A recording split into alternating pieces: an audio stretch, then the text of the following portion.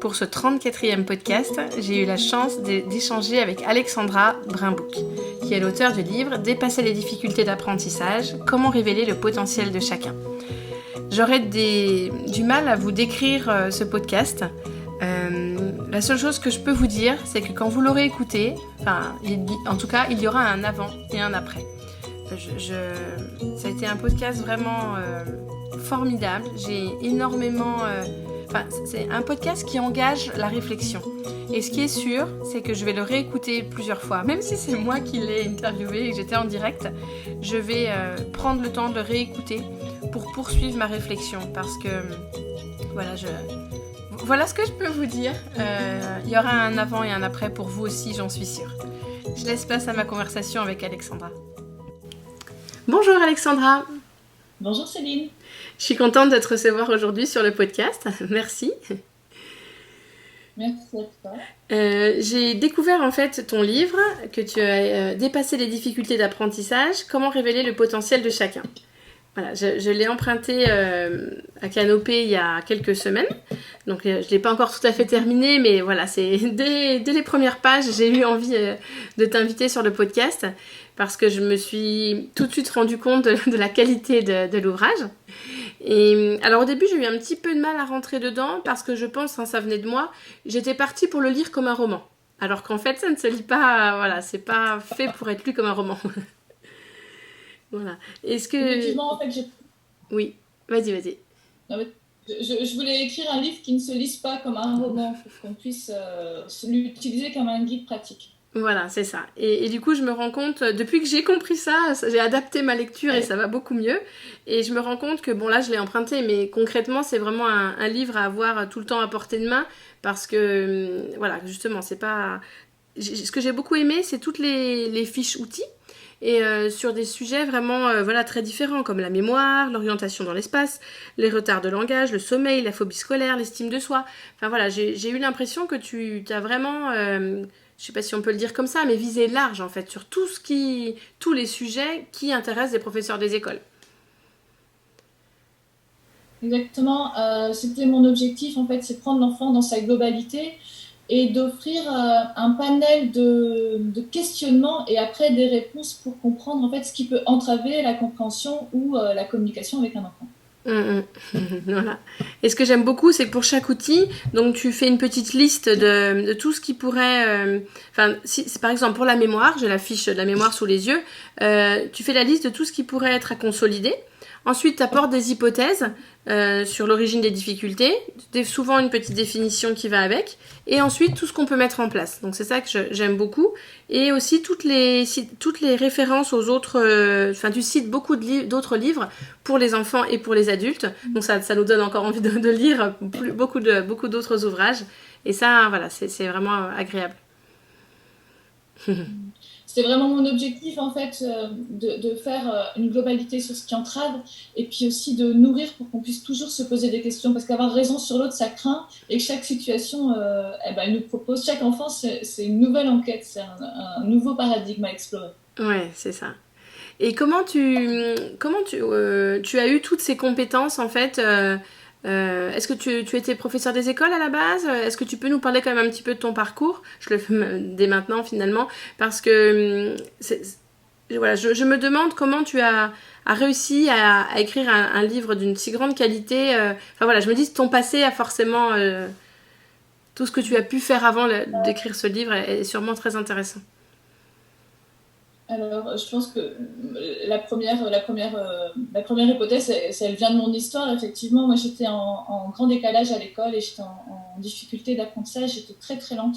Je mettais beaucoup de temps à comprendre. J'ai passé une partie de ma scolarité au collège en classe d'adaptation. Et je me suis rendu compte avec le temps, finalement, comme tout le monde, j'étais brillante. Et après, j'ai commencé à enseigner. Et dans l'enseignement... j'ai très vite compris que ce qui entravait le potentiel de mes élèves, c'était le regard que je posais sur eux. Puis après, j'ai fait un gros travail en développement personnel, en thérapie individuelle, en thérapie collective, en médecine orientale, en communication. J'ai fait des centaines de milliers d'heures de formation en communication. Et puis j'ai cherché à comprendre comment je fonctionnais pour mieux comprendre comment fonctionnaient les autres. Donc cet ouvrage, c'est un peu la synthèse de toutes mes recherches sur différents plans. Et surtout, je voulais que ce soit simple, accessible et qu'on ne soit pas obligé de se partir des années et des années de communication, de formation sur plein de plans différents et que très rapidement, ça puisse toucher les cœurs et qu'on puisse dire, voilà, si l'autre bug, si ça ne fonctionne pas, c'est simplement parce qu'il y a un obstacle. Eh bien, cet obstacle, je vais essayer de poser des mots dessus parce que la plupart du temps, on sent que ça ne va pas. Mais la première difficulté, c'est qu'on n'arrive pas à poser les mots sur la difficulté que nous, on rencontre. Parce que je tiens quand même à préciser que quand les enfants, c'est pas les enfants qui sont en difficulté, hein, c'est nous qui sommes en difficulté parce que ce qu'on leur propose, c'est pas adapté. Donc ça, il faut vraiment en avoir conscience. Donc une fois que j'arrive à mettre des mots dessus, je commence à avoir des premiers outils, des premières étapes pour remédier. Ah oui, j'aime bien la distinction parce que souvent, à l'école, entre enseignants, on dit tout le temps cet enfant est en difficulté. On le dit tout le temps, ça. Ouais. Non. C'est moi adulte, ça ne veut pas dire que je suis responsable ou coupable, hein.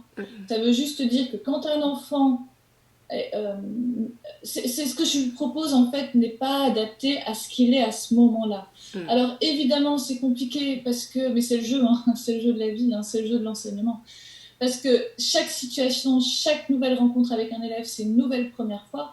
Donc ça m'oblige à avoir assez confiance en moi pour faire de l'improvisation quasiment tout le temps, ce qui est quand même un sacré art, hein. Enseigner, c'est improviser. Mais en fait, quand ça ne fonctionne pas, c'est que ce que moi je propose adulte n'est pas adapté aux besoins de mes gamins. Et ça, je peux le vivre sans culpabilité. Sans culpabilité, évidemment, je n'ai pas les outils pour répondre à tout de suite. Mais rien que d'en avoir conscience, ça permet aussi que l'enfant ne se sente pas coupable de ne pas y arriver. Et ça lui évite de porter en lui l'histoire de voilà, ça fait 40 fois que cet adulte me dit la même chose et j'y arrive pas, je suis vraiment nulle, je suis vraiment pas adaptée. Rien que le regard sur l'élève, ça change toute la relation à soi, à l'autre. Oui, parce que les enfants qui ont du mal, si l'adulte leur répète 40 fois la même chose de la même manière et s'il n'y arrive toujours pas, l'enfant va se dire... je pense pas qu'un enfant puisse se dire cet adulte me propose quelque chose qui n'est pas adapté. L'enfant va se dire c'est moi, je suis nul. Voilà. Ou alors il va le faire, mais dans ce cas-là, il va se mettre à dos les adultes. Parce qu'il y a très peu d'adultes qui sont capables de se remettre en question face à un enfant qui va nous dire ça ne va pas ce que tu me fais là. Ouais. Forcément, on reprend du pouvoir et de l'ascendant sur l'enfant qui nous remet face à nous. Donc après, ça va faire des comportements extrêmes, ça j'en parle dans mon deuxième livre, tu sais bien, qui fait qu'on va monter, et en fait tout le monde est perdant. Moi j'apprends autant, plus j'enseigne encore en ce moment, mes élèves me nourrissent autant que je les nourris, je pense. J'apprends de chaque relation avec chaque être humain que je rencontre. Oui. Chaque élève est une nouvelle source de connaissances de moi et inversement. Oui, donc tu accordes beaucoup d'importance à la relation à l'enfant. Ouais. Et en fait, mais je parle avec des enfants, des ados, des adultes, hein, sur plein de dynamiques différentes. Et en fait, je démarre chacune de mes séances, quel que soit mon groupe, même que ce soit de l'individu, j'ai de la chance de te rencontrer. Et avec les enfants, je fais encore plus fort en disant, mais j'ai de la chance d'être avec vous, j'ai de la chance de vous rencontrer. Et c'est vrai, et je le sens profondément, c'est un cadeau. La rencontre, c'est d'abord un cadeau. Et quand on pose ce postulat-là, quand je pose ce cadre de c'est un plaisir d'être avec vous, on va avancer ensemble, eh bien, à l'intérieur de moi, déjà, il n'y a pas les résistances, il n'y a pas les peurs de ne pas être à la hauteur, il n'y a pas les peurs d'être confrontée à une partie de moi que je ne connais pas et être en déséquilibre. Je me pose tout de suite en confiance. Et si moi, je me pose en confiance, je nourris la confiance chez l'autre. Et j'ai moins de résistance, il y a moins d'affront. Oui. Oui, c'est vrai, quand on t'écoute, là, on a l'impression que ça serait la base. Alors qu'en réalité, en classe, on va être vraiment focalisé sur les apprentissages. Il n'arrive pas à lire. On s'en moque. On s'en moque royalement parce que moi, je fais l'expérience d'avoir des enfants qui étaient en grande difficulté scolaire. Et moi, en fait, la difficulté scolaire, je m'en moque. C'est simplement qu'ils sont adaptés ou pas adaptés à ce qu'on leur propose. Point. Il n'y a pas de difficulté scolaire. Il y a juste une adaptation ou une inadaptation. Et c'est tout. Et il suffit juste de dire à cet enfant, j'ai de la chance de te rencontrer. Qu'est-ce que tu es intelligent. Alors, je le fais plus longtemps. Hein. Alors, la première fois que je dis ça à des enfants, parfois, ils me regardent, ils me lèvent les yeux en me disant, mais d'où elle sort celle-là. Et je le pose et j'ai tellement confiance dans ce que je dis. Et puis, il y a toujours des choses sur lesquelles on peut s'appuyer pour dire qu'un enfant est intelligent. Et il est intelligent comme tous les autres, mais à sa manière. Qu'est-ce que tu es intelligent et quelle chance j'ai de te rencontrer.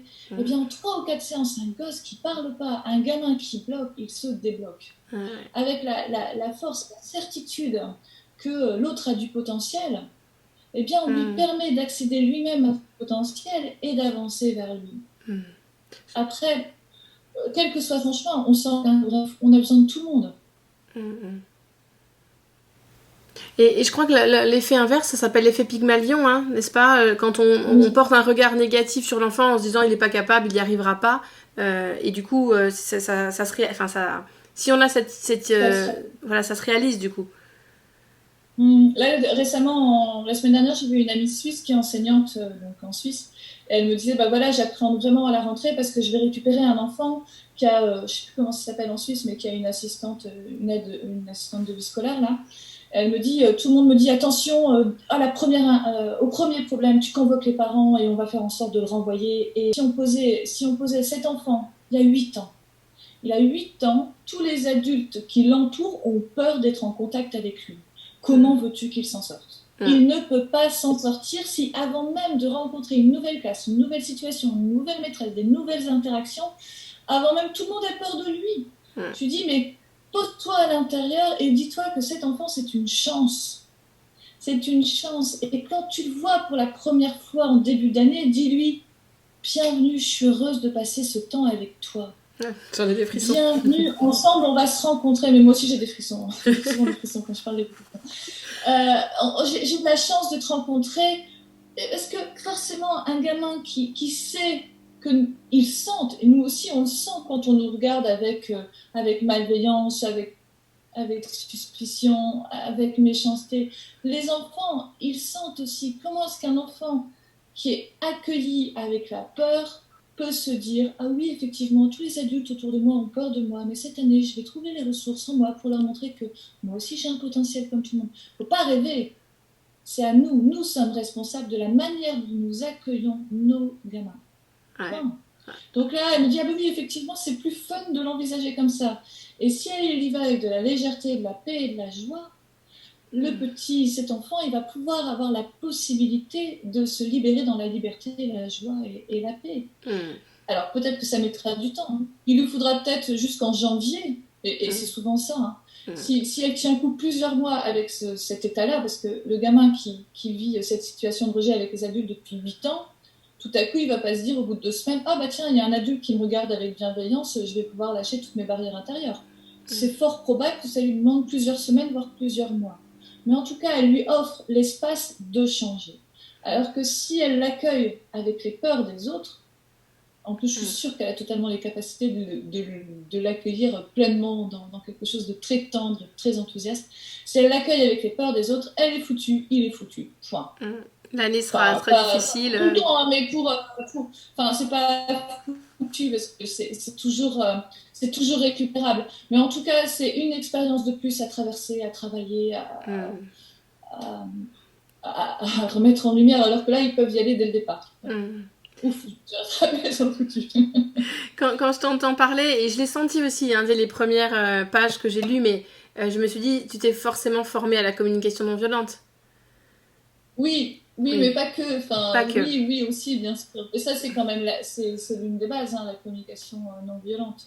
Est-ce que tu peux en parler un petit peu pour les auditeurs qui ne connaissent pas?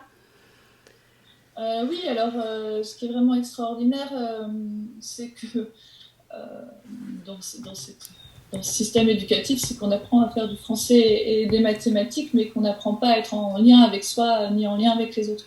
Et donc, dans la communication non violente, on apprend à faire le point sur ses sentiments, ses besoins, Donc déjà, de se donner de l'importance, parce que dans notre civilisation, il y a plein de personnes qui pensent qu'avoir des besoins, c'est être égoïste, alors que non, en fait, notre nature humaine nous relie à travers nos sentiments et nos besoins.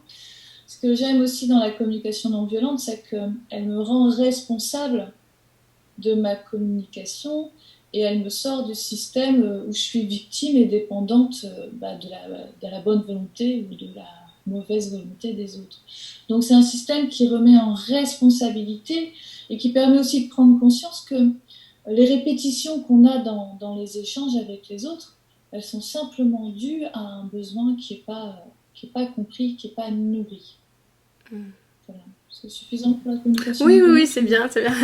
Moi, j'ai découvert la CNV il y a 2-3 ans et c'est vrai qu'au départ, j'ai commencé ma première formation en me disant ça va m'aider à mieux communiquer avec les autres. Et en fait, je me suis rendu compte des 2 premiers jours que c'était déjà mieux communiquer avec moi-même, être capable de me dire comment je me sens, de quoi j'ai besoin, avant de pouvoir être capable de dire comment l'autre se sent et de quoi il a besoin. Et puisque moi, je rêve d'un système éducatif où tous les adultes, parce que c'est quand même, nous les enseignants, on prend soin des enfants, ce sont tous nos enfants en fait, on prend soin de nos générations futures. Moi je rêve quand même d'un système où tous les adultes seraient formés à l'écoute de soi, parce que je peux vraiment pleinement donner à l'autre quand je suis pleinement nourrie moi. Et ce travail d'acceptation de la différence de l'autre, je peux le faire si je me suis acceptée moi-même dans mes différences. Donc, il y a quelque chose comme ça un peu déséquilibré où dans nos formations initiales, ou même nos formations continues, on nous donne beaucoup de contenu, mais très peu de clés d'accès à soi. Et accompagner l'autre, c'est être capable de l'accompagner à lui, parce qu'il n'y a pas de vérité. Moi, je dis dans mes formations que chaque enseignant, nous sommes tous cadeaux pour l'autre, pleinement alignés. Je suis un cadeau pour toi si je suis pleinement moi. Tu es un cadeau pour moi si tu es pleinement toi. Et ça, c'est vrai pour tout le monde. C'est sûr. Et j'aurais bien aimé que vous parliez un petit peu des fonctions exécutives, parce que c'est un sujet sur lequel qui m'intéresse beaucoup depuis 1 an, on va dire, 1 an et demi. Et donc j'ai vu plusieurs fois flexibilité, mémoire de travail, contrôle inhibiteur. Est-ce que vous aimeriez bien en parler un petit peu? Oui. Alors, moi, cette thématique-là, je l'ai découverte quand j'ai fait ma formation pour être enseignante spécialisée. Et je me suis rendu compte à ce moment-là que ça faisait des années que j'enseignais, que je criais sur des enfants et que je râlais pour des choses qu'ils ne pouvaient pas faire parce que moi, je ne savais pas que ça existait, tout simplement. Par exemple, donc, pour moi, tout ce qui est fonction exécutive, je vais dire avec mes mots à moi parce que je ne suis pas scientifique et donc je n'ai pas fait des études là-dessus, mais en tout cas, ce que je perçois, c'est que c'est tout ce qui est en amont des apprentissages et que ça fonctionne un peu comme le dérailleur d'un vélo. En fait, si je sais comment fonctionne mon dérailleur, eh bien, je peux appréhender les pentes et les montées avec beaucoup plus de facilité. Donc, c'est comment est-ce que je peux exploiter la magie des fonctionnalités de mon cerveau pour nourrir mes apprentissages. Donc, il y a plein de petites pistes là dans le livre qui sont vraiment concrètes et il y a ce petit package de conseils où on devrait démarrer chaque séance de la même manière, toujours. Enfin, là, c'est pas au niveau de la mémoire déjà dirigée, demander ce qu'on attend, vérifier. Il y a plein de petites choses à mettre en place et puis aussi expliquer aux enfants à chaque fois ce qu'il y a derrière ces fonctions exécutives, comment ça fonctionne la mémoire, qu'est-ce que c'est que s'orienter dans le temps, comment est-ce que je peux me construire une représentation mentale, qu'est-ce que c'est que la flexibilité mentale. Je me suis rendu compte dans mon poste de maître E, je vois beaucoup d'enfants en individuel et je teste forcément la catégorisation et plein de fonctions exécutives. Et il y a plein d'enseignants qui me disent non, cet enfant-là, je suis sûre qu'il n'y a pas de difficulté, tout va bien. Et moi, je perçois assez vite où est-ce que ça pourrait bugger. Et effectivement, en parlant de flexibilité mentale et de catégorisation, il y a des enfants qui en CM1, CM2 ont un mal fou à catégoriser des objets simples comme des formes géométriques, avec l'heure ou plein de petits grands. Alors ils arrivent à le catégoriser d'une manière et après ils sont totalement coupés pour catégoriser d'une autre manière, alors qu'il y a au moins 4 ou 5 paramètres qui sont assez rapidement identifiables. Et là, effectivement, c'est aussi le gros bug de notre système éducatif, c'est-à-dire qu'on nous apprend à penser d'une manière, à nous diriger vers une dynamique, Sauf que cette dynamique, c'est pas la vérité, c'est une possibilité parmi tant d'autres. Donc, nous devons adapter un système, mais une fois livrés à la nature ou dans la vie extérieure, eh bien, ils ne sont pas capables de transférer ces compétences. Donc, moi, je trouve que la flexibilité mentale, c'est extraordinaire. En fait, on devrait l'enseigner en permanence. Je me souviens aussi quand j'étais enseignante en CP, parfois c'était le samedi matin à l'époque, quand c'était un temps de copie, je copiais des textes en anglais au tableau pour vérifier en fait s'ils lisaient avant de copier. Ou alors je faisais des grosses blagues. J'écrivais Juliette au lieu d'écrire jeudi parce que je voulais pas que mes élèves me suivent sans réfléchir. Enfin, Ouais. Non, c'est sûr, c'est vraiment... Moi, j'ai découvert les fonctions exécutives il y a 1 an, mais j'avais compris vraiment le concept, mais je manquais d'outils pour aider les enfants à les développer, en fait. Et là, c'est vraiment ce que je suis en train de travailler en ce moment. Et j'ai vécu une situation ce matin, et je vais en profiter justement, vu qu'on se parle aujourd'hui sur le podcast. Je voulais faire une petite vidéo pour en parler, mais pour décrire ce que j'ai vécu, mais aussi demander de l'aide à toutes les personnes qui suivent mes vidéos, le podcast, parce que je sens que peut-être que ce que je propose n'est pas adapté. Mais donc c'est une petite fille qui a 5 ans, qui va rentrer en CP là au mois de septembre. Elle venait à la maison pour les ateliers tous les mercredis pendant 2 heures, un groupe de 8 enfants. Et en fait, elle n'arrive pas encore à reconnaître les nombres de 4 à 9. Voilà, reconnaître. Quand elle voit un 4, un 5, un 6...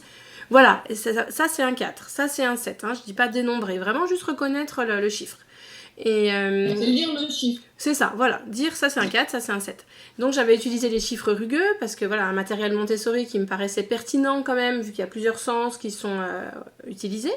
Mais le problème c'est que ça faisait vraiment des semaines, même des mois, que j'essaye et non, elle ne les retient pas. Et je peux pas dire d'une fois sur l'autre, elle ne retient pas.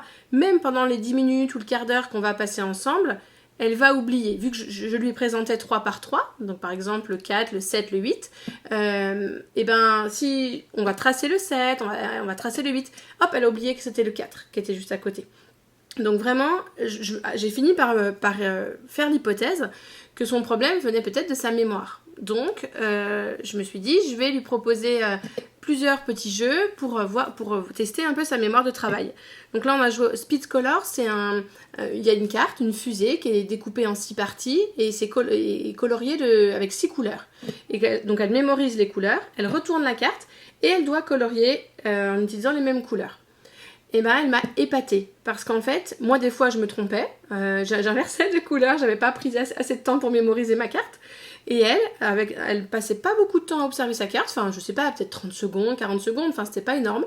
Elle retournait, moi ça me paraissait vraiment trop rapide, et hop, elle coloriait, et elle s'en rappelait. Et en plus, le temps de colorier, ça lui prenait plus de temps que moi. Donc moi, je coloriais rapidement ma case, donc je pouvais vite recolorier l'autre couleur. Alors qu'elle, ça lui prenait un peu de temps, le coloriage.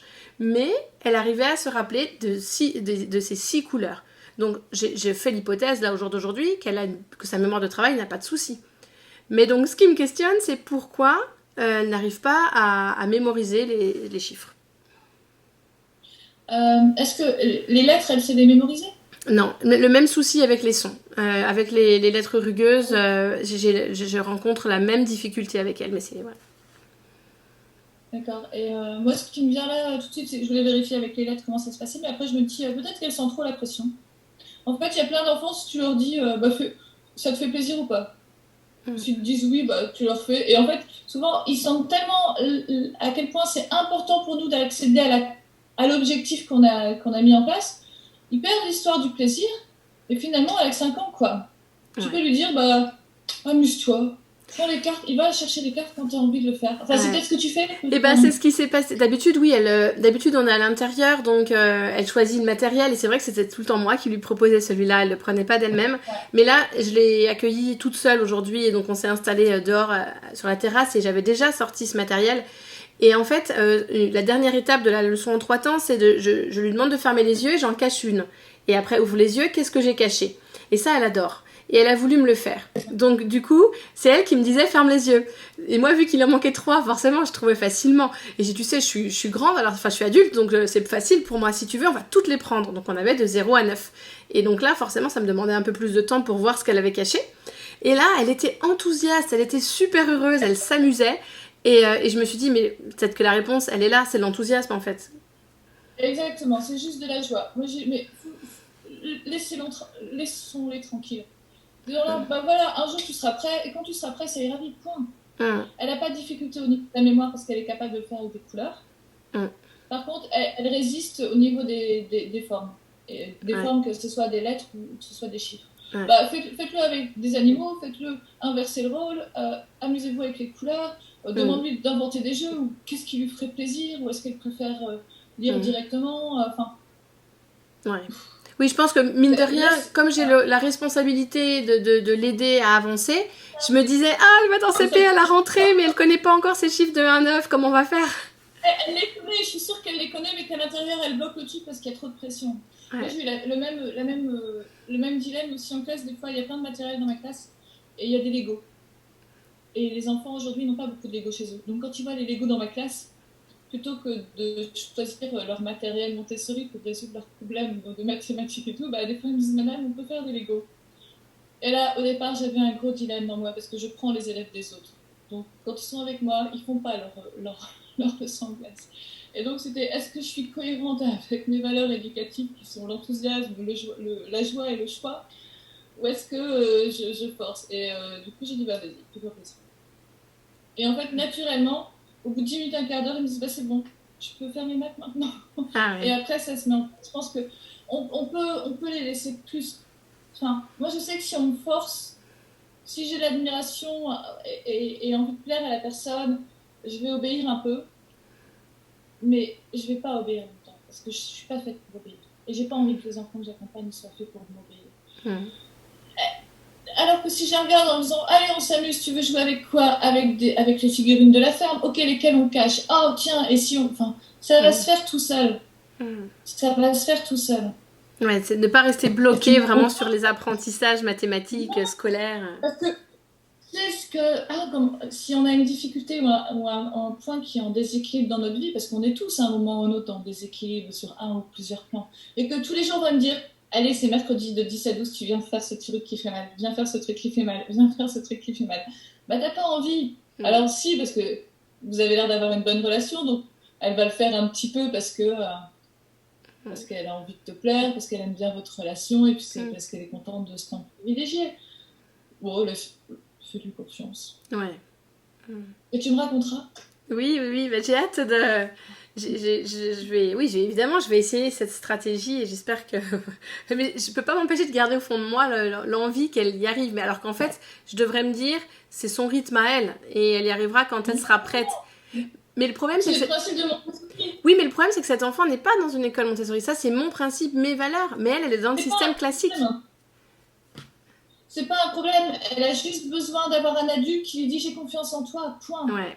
Et quand je lui ai On a dit, oh, ce qui se passe. ouais, quand je lui ai dit, oh là là, tu as vraiment une bonne mémoire, elle avait le sourire jusqu'aux oreilles. Mm. T'as vraiment une bonne mémoire. C'est vraiment extraordinaire. Qu'est-ce que t'es intelligente. Ouais, Rien que ça. mm. Après 7 ans, la semaine prochaine, elle connaîtra tous ces nombres, Ouais, tous ces ouais. chiffres. Elle Mm. connaîtra toutes ces lettres. Mm. Ouais, non, je suis Et contente elle le de... fera. Le pire ou le mieux, c'est qu'elle le fera peut-être sans toi. Oui. Mm, mm. C'est qu'elle s'amusera certainement à faire. Moi, j'ai l'un de mes neveux, je lui ai exposé les lettres, il n'y a pas longtemps, les lettres rugueuses.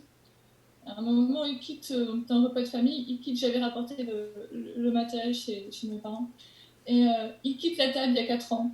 Il va dans le salon, et je l'entends, il s'appelle Roman, et je l'entends, il fait comme Roman, et il prenait les lettres tout seul.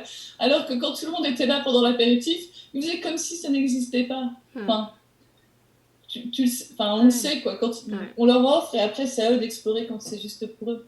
Mm, mm. C'est Et sûr. tant pis pour les exigences des parents. Oui. Ou de l'enseignant, parce que du coup, le problème, c'est qu'il va y Et avoir non, voilà, il va y avoir les exigences de l'enseignant en CP en septembre, quoi. non, bah, pas forcément, parce que si elle sait qu'elle est super intelligente, qu'elle a une super bonne mémoire, et Mm, qu'elle a le droit d'aller à son rythme, et que tous mm, les adultes vont toute sa vie, c'est ça aussi qu'il faut dire aux enfants, c'est que toute leur vie, ils vont rencontrer des adultes qui vont les forcer à prendre telle ou telle direction. Moi, ce mm, que je dis aux enfants qui sont autour de moi, que ce soit mes élèves ou mes proches, je leur dis, toute votre vie, vous allez devoir écouter ce qui est juste au fond de votre cœur. Quand vous avez quelqu'un qui vous force et qui vous dit que c'est la vérité, mettez-vous en alerte et écoutez ce qui est à l'intérieur de vous. La vérité, elle est en vous. Alors, j'ai envie de te poser cette question, qui est un peu plus personnelle et qui est plus en tant que parent qu'en tant que professionnel, mais là, tu me tends une perche. Tu vois, pendant les vacances, bon, il y a eu le confinement aussi, hein, quand même. Voilà, mes filles ne sont pas retournées à l'école depuis février, enfin, sauf la dernière semaine. Hein. Mais là, pendant l'été, c'était important pour moi qu'elle travaille un petit peu. Alors quand je dis un petit peu, il y a des semaines où on n'a rien fait parce qu'on était en vacances, on a fait plein de sorties, mais les semaines où on était à la maison, tu vois, je leur faisais un plan de travail avec, on va dire, ça leur prenait 1 heure chaque matin, tu vois, je pense que c'est pas énorme. Et j'étais en conflit là, avec ma fille aînée juste avant le podcast, parce qu'elle ne voulait pas faire ce qui était écrit sur son plan de travail. Et on est jeudi, et vendredi, tu vois, on s'approche de vendredi, et ça sera pas fini. Et en fait, je sais qu'au niveau... si elle était restée 2 mois sans rien faire du tout, on oublie. Tu sais, quand on fait quelque chose régulièrement, on progresse, on est de plus en plus à l'aise, ça s'automatise, on consolide les apprentissages. Mais si on reste 2 mois sans le faire, ça peut, voilà, on peut oublier. Et du coup, je voulais l'aider à entretenir, on va dire, ses connaissances pour l'année prochaine, pour le CM2. Mais elle a aucune difficulté en mathématiques, mais là, on faisait des mathématiques ensemble. Et en fait, elle ne voulait absolument pas, tu vois. Et je l'ai forcée. Alors, je sais que des fois, je fais jamais ça avec les enfants avec lesquels je travaille, mais c'est plus dur en tant que maman. Et donc, si on suit ton raisonnement, enfin, j'aimerais avoir ton raisonnement, du coup, ce que tu en penses. Et je pense que ça peut aider les auditeurs parce que voilà, les professeurs des écoles qui nous écoutent sont souvent parents aussi. Alors, moi, ma conception, mais c'est juste ma conception, et je pense que chaque parent est parfait dans ses imperfections et que les relations, elles sont nourrissantes pour les parents et les enfants. Donc, il n'y a pas vraiment de conseil. Moi, ce en quoi je crois aujourd'hui, c'est juste moi aujourd'hui avec moi et les miens, c'est de laisser libre. Et c'est de laisser libre en disant, voilà, en plus, tu dois avoir plein de matériel chez toi. Oui, beaucoup. Elles doivent avoir des livres à disposition, de quoi aller au-delà de leur connaissance, et elles savent comment ça fonctionne en gros. Enfin, elles peuvent prendre un matériel et ça doit être en libre accès. Oui, bien sûr. Donc en fait, c'est de dire, voilà, vous savez de quoi vous avez besoin. Qu'est-ce qui vous intéresse? Où est-ce que vous avez envie d'aller? Regardez, voilà, il y a ça et ça. Enfin, vous savez comment ça fonctionne. Moi, je suis à votre disposition le matin de 11 à 12 parce que avant et après, j'ai envie d'avoir mes activités à moi. Donc, vous êtes libre. Fais-toi confiance. Il y a peut-être quelque chose qui te passionne. Est-ce que tu veux qu'on fasse des recherches ensemble? Est-ce que tu sens qu'en grammaire, il y a des trucs que tu as besoin de consolider ou tu te sens assez en confiance? Tu sais, de leur offrir l'espace, leur disant, fais-toi confiance. Par contre, je suis pas à ta disposition. Moi, j'ai besoin aussi d'avancer dans mes propres projets. Il y a plein de choses qui me passionnent. J'ai envie de développer, continuer à faire mes podcasts. J'ai envie de lire. J'ai envie d'affiner mes projets de formation. J'ai envie de communiquer avec mes futurs stagiaires. Donc, je suis disponible totalement pour vous entre 11 et 12, entre 11 et 12 tous les matins. Je suis à votre disposition. Et c'est à vous de me dire, peut-être la veille, si vous avez besoin qu'on fasse des recherches, d'avoir un nouveau matériel, de faire quelque chose, dites-le moi et on construira ensemble. Mais faites-vous confiance. Faites-vous confiance à l'intérieur de vous. Vous savez ce dont vous avez besoin et ce qui vous attire. Allez-y toute seule. Vous êtes grande maintenant. Mais bon, j'ai vraiment de plus en plus foi en la liberté et en la responsabilité. Parce que je me rends compte que je peux aller très très vite, moi, si on me fait confiance et que je suis responsable de mes choix et que je suis libre de choisir. Mais comme je suis en train de le découvrir et de l'approfondir vraiment dans ma vie de femme, dans ma vie d'adulte, eh bien, c'est ça que j'ai envie de partager avec ceux qui sont autour de moi. Et pour mes élèves, la dernière semaine, du coup, j'ai remplacé une enseignante qui n'était pas là, donc je me suis retrouvée avec un groupe classe de CE1, CE2. J'avais acheté plein de matériel Montessori, plein de nouveaux, des petites boîtes là, sur plein de dynamiques différentes. Parce que forcément on n'avait pas dépensé les budgets de classe, donc je me suis retrouvée avec un budget assez énorme et en fait j'ai acheté plein de matériel et je suis allée dans cette classe de CE1, CE2. J'ai fait évidemment un temps de reconnexion, de lien à soi, de lien aux autres pour voir comment ça nous avait transformé ce temps-là, comment on se sentait, enfin voilà évidemment ce temps qui était important pour moi. Et puis après j'aurais dit un peu ce que je viens de te dire là. Voilà, vous avez appris plein de choses à l'école, des choses qui concernaient les enseignements et d'autres qui ne concernaient pas les enseignements de l'école. Vous avez grandi à travers cette période. Là, on va reprendre un peu ce qu'on fait à l'école. Donc, vous connaissez certains matériels, parce qu'on les a déjà exploités dans la classe. Il y a ça et ça. Donc, j'ai acheté plein d'autres choses. Donc, écoutez-vous. Et puis, regardez, écoutez ce qu'il y a dans votre cœur et voilà, regardez ce que vous avez envie de faire ce matin. Qu'est-ce qui est le plus important pour vous? Eh bien, des gamins où tu te serais dit, bah lui, forcément, il va rien faire. Mais elle m'a dit, bah moi, j'ai besoin de consolider les grands noms, madame. Et en fait, ils ont travaillé, je pourrais t'envoyer des photos si tu veux, mais c'était drôle parce que ils ont été à fond pendant toute la journée. Ouais. Et je les ai laissés faire ce qu'ils avaient envie de faire. C'est bien sur une semaine, qu'est-ce que tu veux faire? Oui, oui. À part leur redonner confiance et envie. Et moi, en tout cas, je la vois comme ça. Mon rôle d'être humain, c'est de donner confiance et envie. Ouais. J'ai pas, il n'y a pas une direction pour tout le monde. Ouais. C'est chacun sa propre direction. Et donc, si j'ai confiance en moi et si je fais ce que j'ai envie de faire, normalement, je suis dans ma justesse. Et si je suis dans ma justesse, j'écrase ni l'un ni l'autre. Parce qu'on est chacun dans notre justesse. Ouais. Mais je pense que tu vois, moi j'ai peur que mes filles ne gâchent leur potentiel, entre guillemets, en travaillant pas du tout l'été. Et je pense que c'est pour ça que je sais qu'au fond de moi, l'idéal serait de leur laisser le choix et cette responsabilité. Mais j'ai l'impression, parce que c'est déjà arrivé, quand je lâchais un peu, mais après je leur disais pas, je vous fais confiance. Mais les semaines où je lâchais, elles n'allaient pas verser, elles ne le faisaient pas. Et je pense que ce que tu dis, c'est même si elles ne saisissent pas cette opportunité, faire confiance quand même, faire confiance et se dire que ça arrivera un jour. Peut-être pas quand moi je le veux la semaine ou le mois que j'ai décidé, mais c'est pas, d'un autre, j'ai conscience hein, que c'est pas en les forçant là maintenant qu'elles auront plaisir à apprendre. Tu vois, moi par exemple, mon plaisir d'apprendre, il est revenu en 2013. Donc, il y a 7 ans, tu vois. Je l'avais vraiment perdu pendant mon enfance et puis voilà, mes premières années d'adulte. Mais voilà, ça fait que 7 ans que j'ai retrouvé ce plaisir. Et je ne peux pas passer une journée sans apprendre une nouvelle chose. Tu vois, je suis passionnée quoi, sur la pédagogie, les neurosciences. Là, j'ai décidé de parler anglais couramment dans un an. Enfin, tu vois, j'ai besoin d'apprendre. Mais du coup, je pense que j'étais en train d'imposer ça à mes filles, tu vois. Bah, c'est bien parce que tu le vois clairement. Mm. Et puis tu peux leur dire ça tout simplement. En fait, moi, voilà, quand je ne sais pas comment faire autrement parce que j'ai peur qu'ils développent pas leur potentiel, parce que j'ai peur qu'ils fassent rien, parce que j'ai peur qu'ils perdent leur temps. Eh bien, eux, ça leur permet de mieux comprendre pourquoi est-ce que parfois tu peux exploser, pourquoi est-ce que parfois je suis encore directive.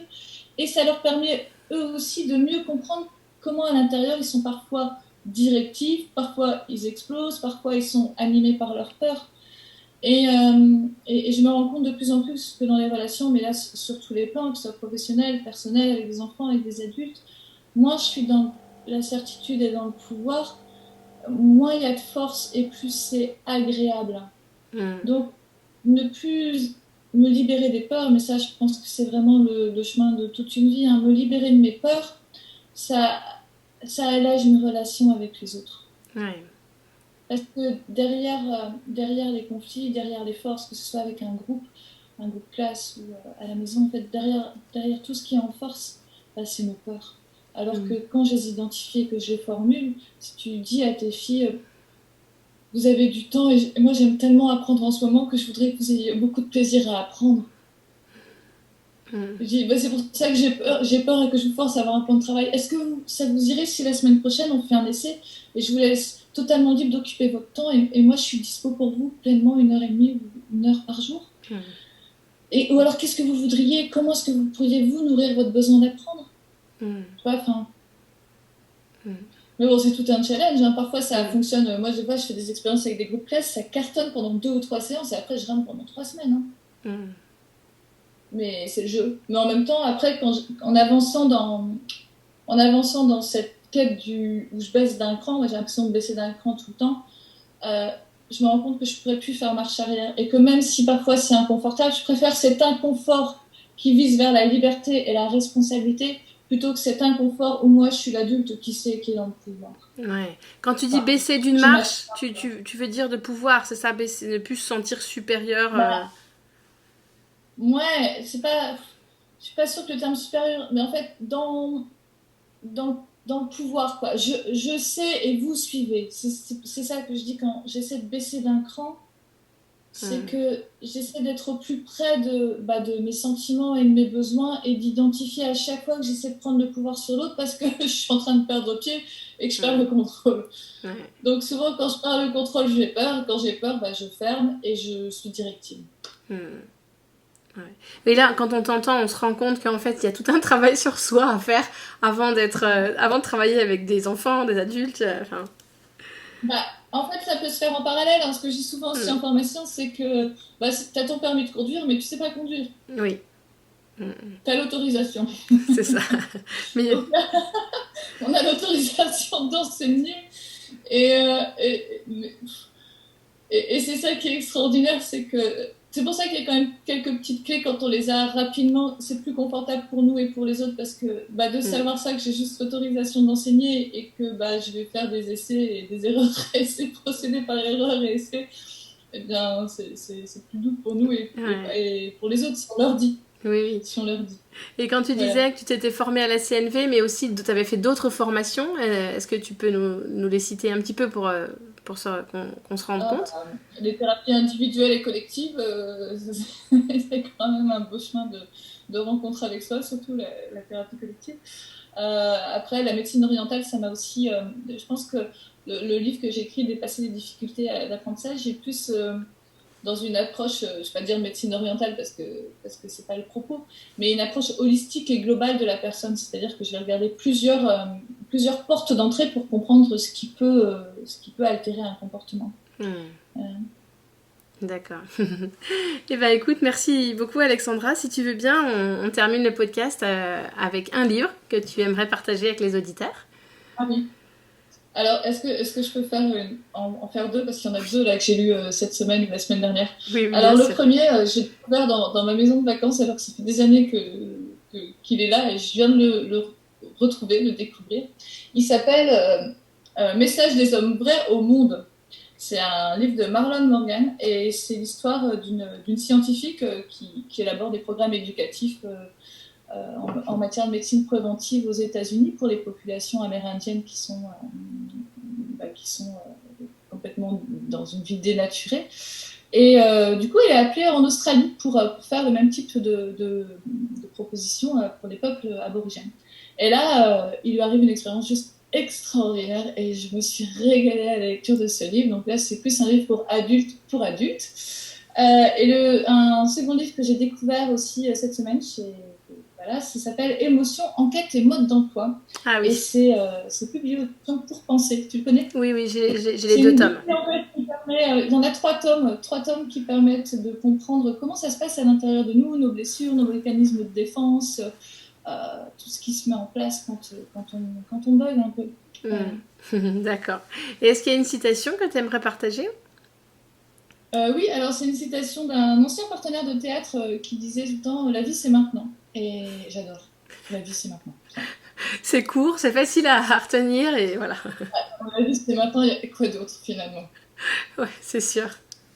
Celle-là, je pense que je vais m'en rappeler souvent. Enfin, je vais souvent me la répéter. Et pour terminer, soit un coup de cœur, soit un coup de gueule. Un coup de cœur, juste pour les roses du jardin. Un coup de cœur pour les roses du jardin parce que malgré la canicule, je suis toujours émerveillée qu'il y a une succession d'éclosions dans les boutons. Tout est desséché, mais il y a toujours une rose. Et c'est vraiment mon coup de cœur. Là, je regarde par la fenêtre et c'est ce que je vois, la rose. Et je suis toujours émerveillée. Ça fait 5 semaines, il y a toujours une rose. Et donc, merci à la nature. Écoute, merci beaucoup Alexandra. On a parlé d'un seul livre. Est-ce que tu veux parler aussi du deuxième, au moins dire le titre et peut-être le nom de ton site si les gens veulent te retrouver ? Avec joie. Le second livre s'appelle Tisser des liens, la relation au cœur des apprentissages. Il est toujours publié aux éditions Retz. Et effectivement, là, c'est plus un livre qui se lit d'une manière linéaire et on part de soi pour aller à la relation avec l'autre. C'est très simple et très pratique. Il y a plein d'exemples. Et mon site internet, ça s'appelle enquête-formation.fr. Eh bien, super. Merci beaucoup, Alexandra. Avec plaisir. Si vous êtes encore là, c'est que vous avez écouté le podcast jusqu'au bout et voilà, je ne vois pas comment ça aurait pu être possible autrement. Je serais vraiment curieuse de lire vos commentaires. Voilà, je le dis à la fin de chaque podcast, laissez-moi un petit commentaire. Bon voilà, c'est plus facile d'écouter que de prendre le temps de laisser un commentaire, mais là voilà, j'aimerais vraiment avoir votre retour et si vous arrivez à mettre des mots sur les émotions que vous avez ressenties en écoutant son podcast, je serais vraiment ravie de les lire. Et voilà, partagez-les autour de vous. C'est la réflexion que j'ai faite à Alexandra.